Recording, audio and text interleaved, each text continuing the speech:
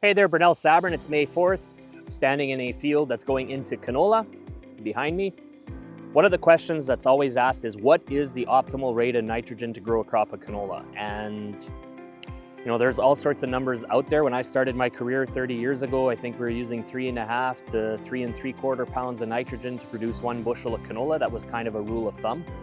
Now that'll include whatever you have as a soil residual and what you're putting on for fertilizer. These days we have much better varieties. The numbers that we're more often using ourselves, I think, is probably closer to 3 pounds, 3.25 pounds per bushel of canola as a target.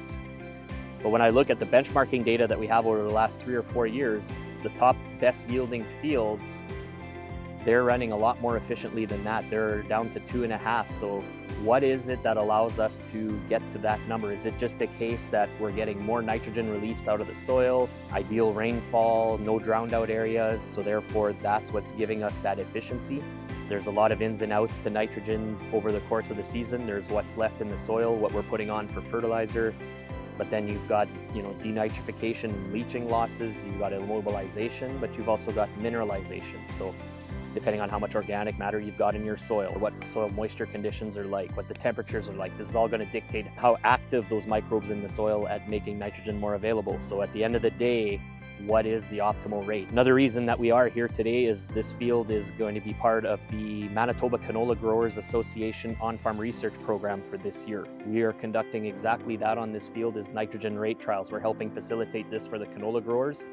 None of this would be possible without the farmers that are collaborating, so thanks a million to you guys that are willing to do these things on your fields and host us so that we can all learn together. What we're doing on this field is the check is basically what the farmer was intending to do on the field, what the optimal rate he thinks will be to grow his best crop.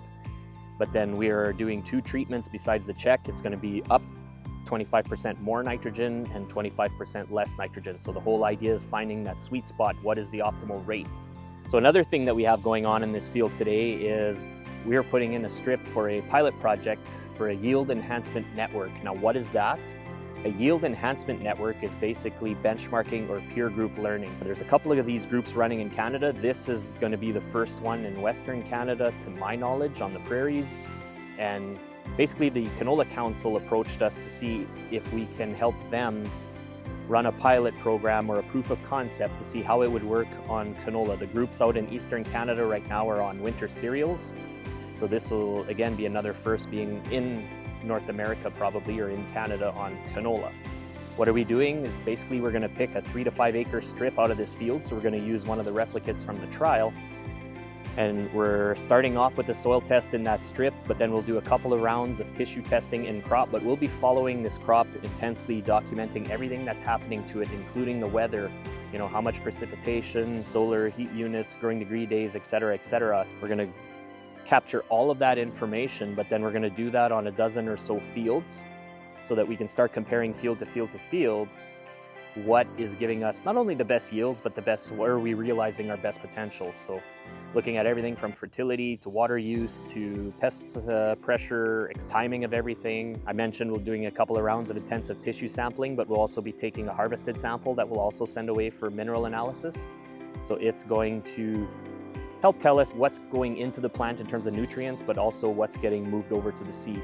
The whole idea behind this is to look at, okay, what is the uptake, what is the removal? Ultimately, what are the factors or what are the key things needed to be able to be in that top 25%, more efficient or yielding fields? Like I mentioned, these groups typically start with a dozen or 2 dozen fields, but then they grow in size from there, where more people, as more and more growers see the value and want to participate, the group and the network grows, and every year the data that we've collected just gets more and more valuable in terms of identifying what are critical levels, what are optimal levels, what are the best practices that give us our best chances of growing our best crop.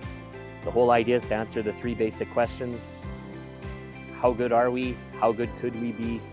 How do we get there? Lastly, another thing that's going on in this field, actually there's a third thing, is we've collected samples as we're doing our soil sampling that we're going to be looking at verticillium stripe inoculum levels. Now that we have fields with a lot of history in Manitoba of having verticillium, it's starting to establish itself. We've got fields that we've been noticing it in now for 4, 5, 6, 7 years. So it's starting to look at, okay, well, is there a way to better predict which fields are more at risk of verticillium stripe by looking at, how much inoculum do we have in the soil. And then we're looking at a host of other factors as well when it comes to verticillium to get a better understanding of the disease. Is it weather driven? Is it rotation, frequency of canola crops? What is it that makes this disease tick? Can we better predict how to manage it, or can we even manage it? That is the question. A lot of things going on in this field. I'm glad I'm able to share it. Chances are, if you're watching this video, you're interested in on-farm research. If you're interested in learning more about the Canola Growers On-Farm Research Program, you can find a lot of information on their website or reach out to your local reps. Canola Council, same. Their website is a treasure trove of information on everything canola. You'll probably be seeing more and more of this throughout the summer, so check out our other videos and socials. Make sure to follow us, like and subscribe, and that's going to make sure that you don't miss out any of this valuable content in the future. So again, thanks for watching, and we look forward to keeping you guys in the loop and letting you know how this all turns out. So we'll catch you in the next video.